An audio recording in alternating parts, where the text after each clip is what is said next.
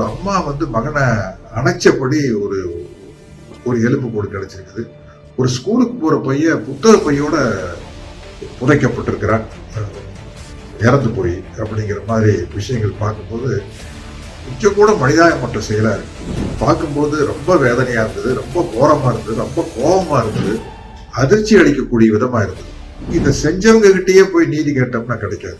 அதாவது தமிழீழ பகுதியில் அமைந்திருக்கும் யாழ்ப்பாணத்துல செம்மணிங்கிற ஊர்ல சித்துப்பாத்திங்கிற பகுதியில ஒரு மனித புதைகுழியிலிருந்து சடலங்கள் மீட்கப்பட்டிருக்குது.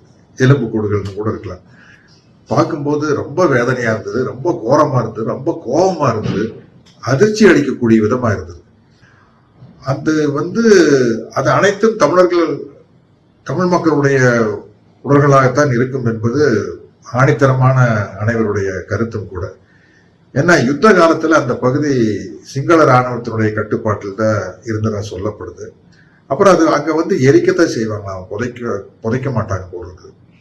அதில் ரொம்ப கொடூரமான விஷயம் ஒரு அம்மா மகனை அணைச்சபடி ஒரு ஒரு எலும்பு கூடு கிடைச்சிருக்குது.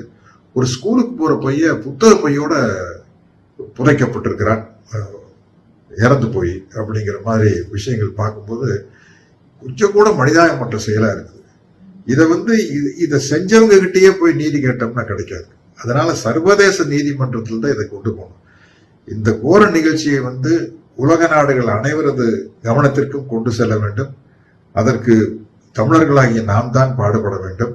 இது சர்வதேச நீதிமன்றத்துல இந்த விஷயத்தை கொண்டு போய் சேர்த்து இந்த கொடூரமான விஷயத்துக்கு சரியான நீதி கிடைக்க வேண்டும் என்று நாம் அனைவரும் ஒன்றிணைந்து போராட வேண்டும். விஷயத்தை வெளியே கொண்டு போகணும் அப்படின்னு உங்களில் ஒருவனாக கேட்டுக்கொள்கிறேன். நன்றி, வணக்கம்.